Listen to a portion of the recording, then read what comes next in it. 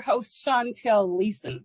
We're the online talk show and financial education series for financial professionals looking for a place to market their services. It's like about 50% of the people out there, even in the world of finance, really understand the family office concept. And it was rumored to be created with the Rockefellers. Now, obviously synonymous with having a lot of money.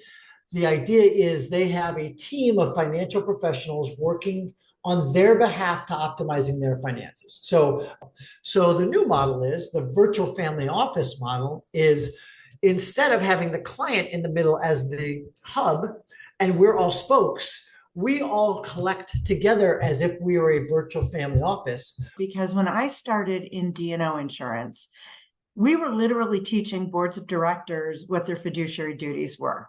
And it wasn't until merger mania of the 80s did you really get the construct of what we have today. And I believe trustee liability or family office liability, whatever you want to call it, is exactly where D&O was back in 1982. We're really talking to all the various people who serve in these roles. What are their roles? Who's talking to them about their roles and responsibilities? I mean, these are enormous jobs and their liabilities because they are putting their personal assets at risk. I do a couple of free webinars as well as consulting, as far as kind of helping people kind of take where they are and just help familiarize themselves with the direction that they want to go, which the work world is very competitive. Okay. And you want to get into Google, it's 25 times harder to get into Google than to get into Harvard as a freshman. Google hires only 0.25%, 1 out of 400 applications.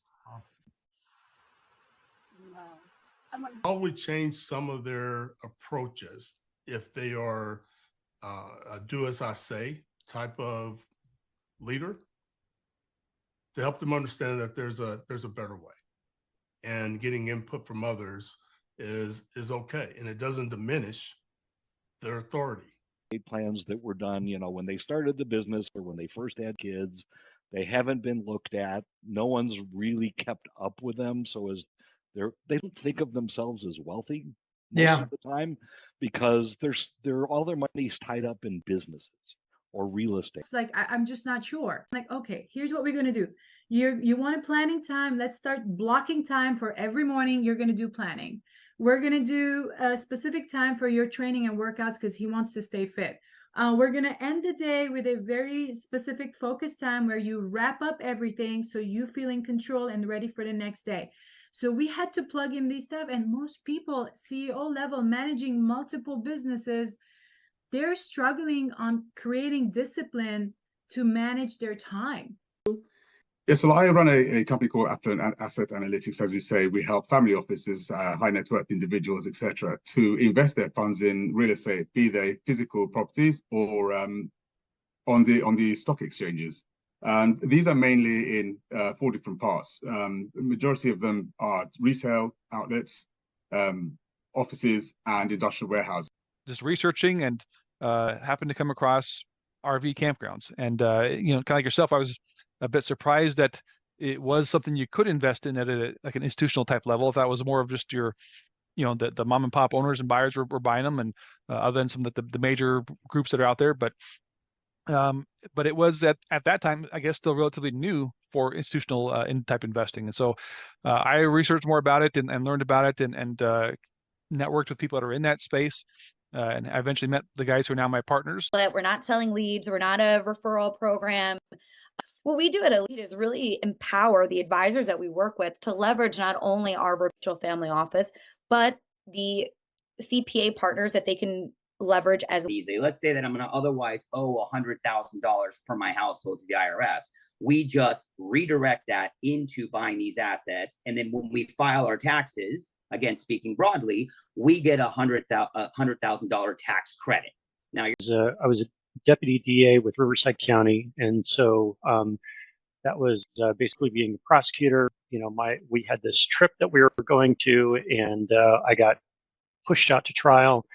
And my wife had to go on the trip alone. But after 3 years, I just kind of decided that I needed to make a switch. And so then that's what we did in 2008. And so then we made our partnership official, and we created Albertson and Shoemate. And so that's where we are today. You know, the types of clients that we work with, individuals and families that have more complex insurance portfolios, whether it's multiple homes or needs for high limits of liability. As much as you can personalize your content, and as much as you can educate versus sell, as much as you can bring your personality to your posts and to your websites and to any of the content that you're putting out into the world, that's always going to give you a leg up on someone who's just using canned content. Speaking broadly, M&A firms, we are the professional missing link, helping them get off that island, providing them what they themselves, the business owner, the attorney, the CPA, the risk manager, the business broker, can't do, and picking up where they left off. And that is taking the objectives of the business owner or business owners to market in a formal competitive process to find the right solution, to find the right buyer, the right partner, and meet all. And particularly in renewable energy, the trade-offs, I don't think there's a trade-off at all. I think that we are able to generate, market level risk-adjusted returns from our investments while delivering substantial economic, environmental, and social impact.